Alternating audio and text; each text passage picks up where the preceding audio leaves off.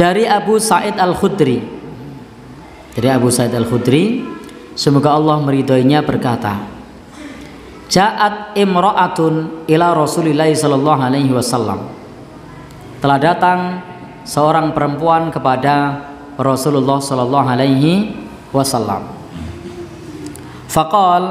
Faqalat, kemudian perempuan ini berkata, jadi ada seorang perempuan mendatangi Nabi sallallahu alaihi wasallam. Maka kemudian perempuan ini bertanya kepada Nabi, Ya Rasulullah, wahai Rasulullah, dhahabar rijal bihadisika. Para laki-laki pergi menuntut ilmu, belajar hadis kepadamu. Jadi sahabat perempuan ini berkata kepada Nabi, wahai Nabi, laki-laki bisa pergi kepadamu belajar hadis. Faja'al lana min nafsika yauman na'tika fihi ta'allumuna mimma 'allamakallah. Jadikanlah untuk kami satu hari yang kami bisa mendatangimu dan kami belajar kepadamu atas ilmu yang Allah ajarkan kepadamu. Jadi para perempuan ini minta waktu kepada Nabi Shallallahu Alaihi Wasallam. Ya, perempuan ini minta waktu kepada Nabi Shallallahu Alaihi Wasallam satu hari sehingga para perempuan bisa datang dan belajar ilmu agama kepada Nabi Shallallahu Alaihi Wasallam. Ini juga merupakan dalil bolehnya seorang laki-laki mengajar kepada perempuan. Ini dalil bolehnya seorang laki-laki mengajar perempuan.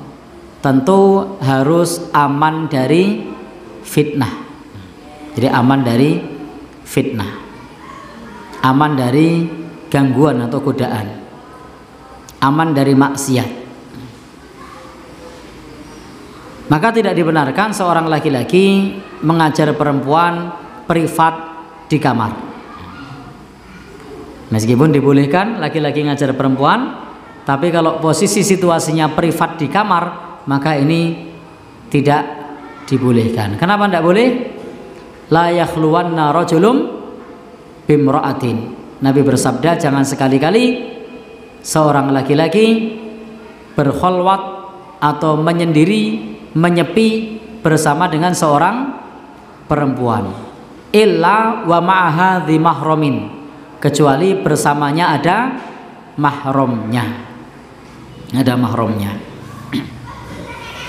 Demikian pula situasi pengajaran ketika para sahabiah datang itu tidak kemudian campur aduk laki-laki dan perempuan, khusus perempuan atau laki-laki dipisah dengan perempuan, tidak dicampur. Laki-lakinya menutup aurat, perempuannya juga menutup aurat.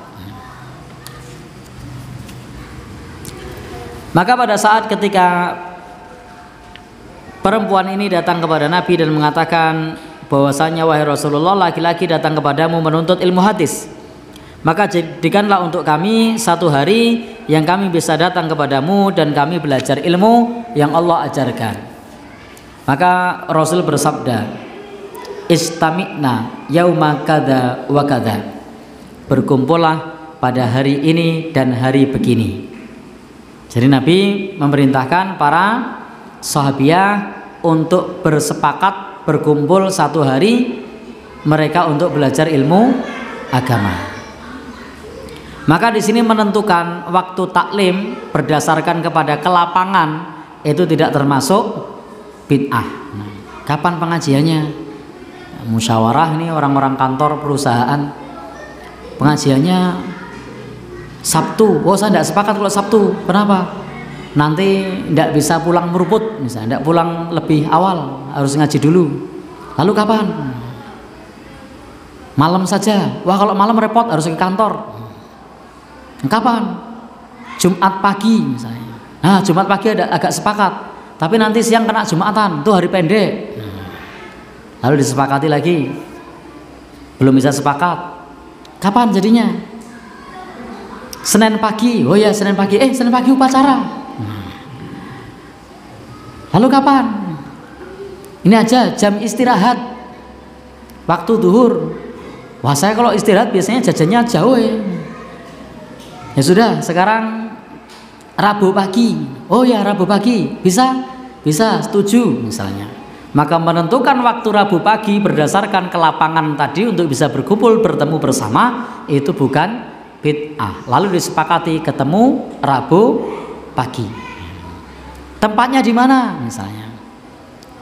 Tempatnya di ruang aula misalnya. Atau di mana lagi? Ruang rapat misalnya. Ya monggo saja. Tidak masalah.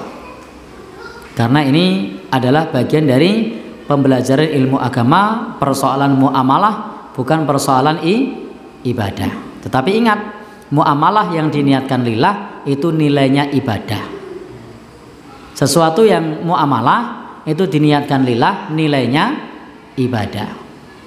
Jadi beda antara nilai dengan ritual. Sementara kalau zikir itu ritual ibadah, sholat itu ritual ibadah, puasa itu ritual ibadah. Jadi memang ritualnya itu sudah ibadah, maka niatnya harus lillah.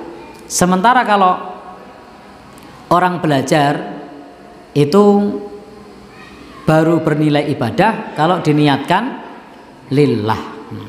Karena segala sesuatu yang mubah, segala sesuatu dalam urusan muamalah, bahkan termasuk makan, minum, tidur, mandi, semuanya diniatkan untuk lillah, nilainya ibadah.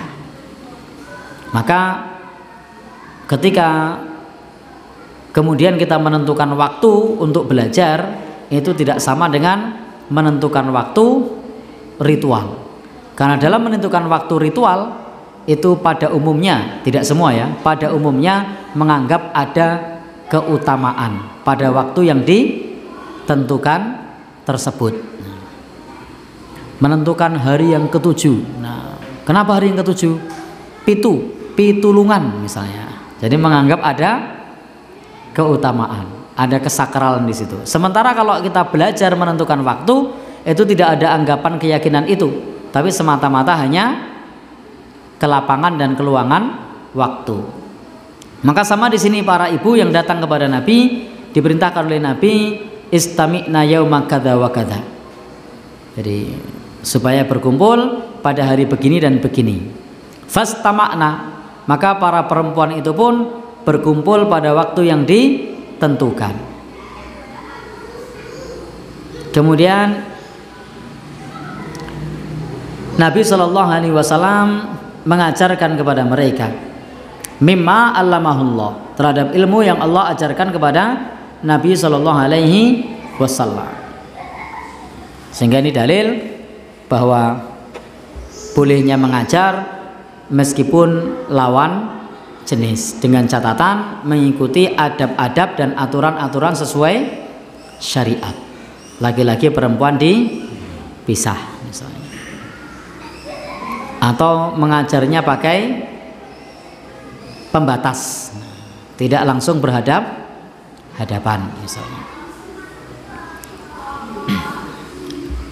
Sumakol, kemudian Nabi bersabda, ma minkum min imra'atin, tidaklah salah seorang di antara kalian, tidaklah di antara kalian yang memiliki apa namanya 3 orang anak, salah satu minal walad, tidaklah di antara kalian para perempuan yang memiliki 3 orang anak, illa kanu laha hijaban minan nar,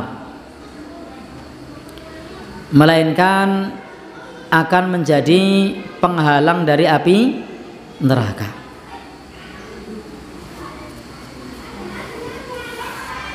Jadi melainkan anak-anak tadi, yang 3 orang tadi yang meninggal dunia, akan menjadi hijab, pembatas dari api neraka. Faqalat imra'atun, maka perempuan itu kemudian bertanya kepada Rasul, wasnain, wahai Rasul, bagaimana kalau 2 orang? Maka faqala Rasulullah sallallahu alaihi wasallam wasnain, demikian pula jika 2 orang. Jadi kalau anaknya 3, maka 3 anak tadi akan menjadi penghalang dari api neraka. Lah kalau dua bagaimana? Nabi menyebut wasnain, wasnatain. Maaf, wasnain dan dua. Demikian pula kalau dua orang anak, maka juga akan menjadi penghalang dari api neraka. Hadis ini diriwayatkan oleh Imam Bukhari dan Imam Muslim. Maka Bapak dan Ibu yang berbahagia yang dirahmati Allah Subhanahu wa taala, Rasul sallallahu alaihi wasallam menegaskan kepada kita, kalau punya 3 orang anak meninggal dunia, maka akan menjadi hijab dari api neraka. Dan perempuan itu bertanya, bagaimana kalau 2? Sama, 2 juga menjadi hijab dari api neraka. Artinya kesabaran kita terhadap anak yang meninggal, baik 3 ataupun 2, sama-sama kelak akan menjadi penghalang dari api neraka.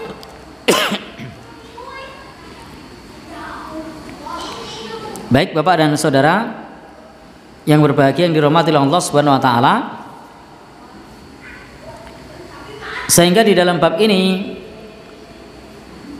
kita bisa memahami bahwasanya anak-anak itu kelak akan bermanfaat bagi kedua orang tuanya jika dia meninggal masih kecil. Tapi juga bukan berarti anjuran untuk mites, dipites wewo, bukan. Tidak ada anjuran untuk itu. Jadi memang sudah dirawat, digulawentah, tapi ternyata meninggal dunia, maka bersabar, maka balasannya ternyata besar. Maka demikian pula ketika kita mendoakan jenazah yang masih kecil atau jenazah anak kecil, itu doanya bukan Allahumma ighfir lahu warhamhu wa'afihi wa'fun anhu, bukan ya Allah ampuni dia, ya Allah rahmati dia, maafkan dia, bukan. Tapi doanya apa? Ya Allah, jadikanlah untuk kedua orang tuanya sebagai tabungan, sebagai titipan, sebagai simpanan. Dan inilah yang tadi kita sampaikan, bahwa kelak akan bermanfaat menjadi tabungan, titipan atau simpanan bagi kedua orang tuanya.